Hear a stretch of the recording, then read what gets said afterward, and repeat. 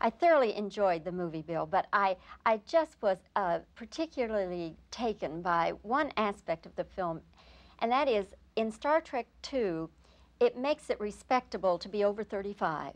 But not much over, and not very respectable. Yes, well, it's the movie is about youth and old age and death and love and whatever. And that middle age group, the way that that is handled in the movie, for instance, you with the glasses and that routine. Did you have any reservations about that aspect, that maybe it would be a turnoff to young people?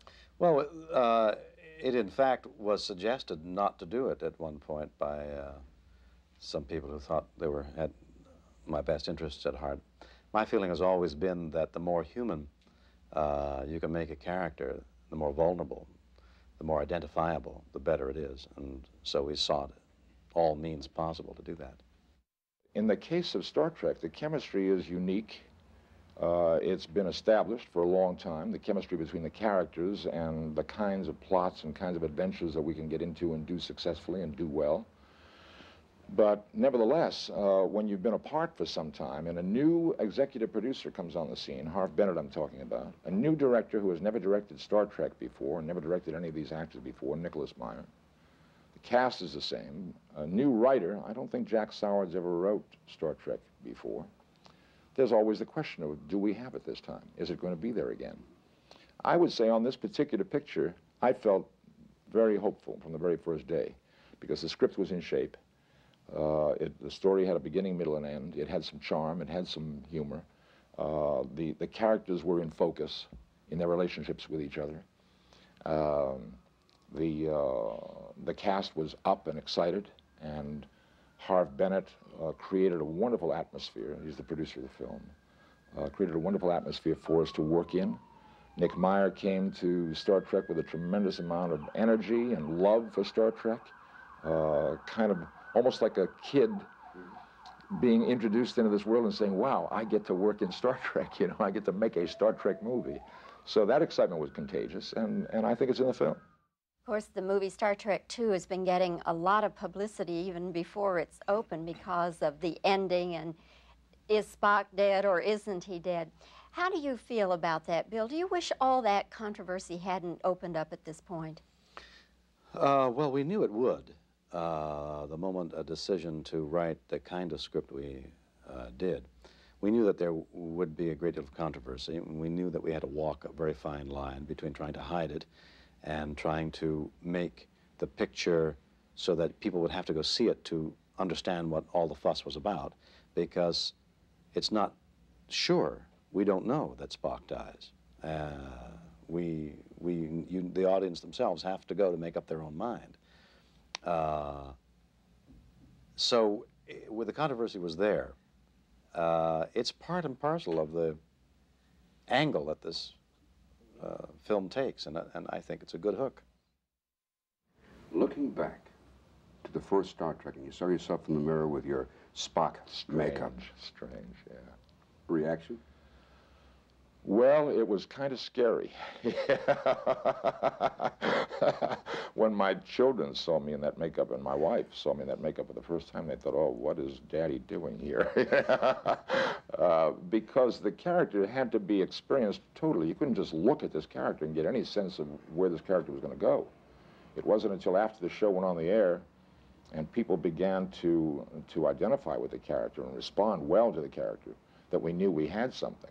But we were taking a chance. I mean, with the pointed ears, I could have come off as Dumbo of the Year and been finished. You know? I mean, that could have been the end of that. I could have been out of work for years to come. It worked out fine. How did you get into the character? Well, it was a long process. A lot of conversations with Gene Roddenberry, who was the producer at that time, and with the writers, experimentation with the makeup people. For me, the makeup is very important in any role I play, the makeup and the wardrobe. I sit in the makeup room in the chair watching the makeup go on in the mirror and begin to get some sense of the style, attitude, posture of the character, the internal thinking of the character. And with Spock, it was helpful to be part of that process. The makeup was evolved over a long period of time. It didn't fall into place very quickly. In fact, we actually did a first Star Trek pilot, as most Star Trek fans know, where Spock looked quite different. And some of that footage was used later in the series as a flashback, and there was a difference in the look. The haircut was different, the eyebrows were different. It took time to refine it and get it just right. You know, I've always loved the character of Bones, and I love your approach to the role and the way you carry it off. But you get all the funny lines. Well, I don't know. Well, Bill gets a funny line in this one every now and then. But I enjoy doing it for that reason. I think that it's vital that there be some humor in a situation going on such. I think it kind of lifts it, or, you know, takes the heat off of it a bit. But he's been a joy to play because he's had an opportunity to do some comedy, do some drama, you know, the whole bit. Everything but a musical so far. Maybe Star Trek 3, you'll do a little tap dance. Possibly. Could be. You never know. No, I have played in the past antagonists, or let's call them villains, and I realized very early in my career that a villain doesn't think that he's a villain. He does villainous things, but he doesn't act villainously. Otherwise, he would not be a human being. And when I play good guys, I try to also find some fault in them, because nobody is totally good or totally bad. This man had a distorted resentment that, of course, his villainy becomes more obvious. But he doesn't think of himself as a villain. He thinks that he's doing the right thing.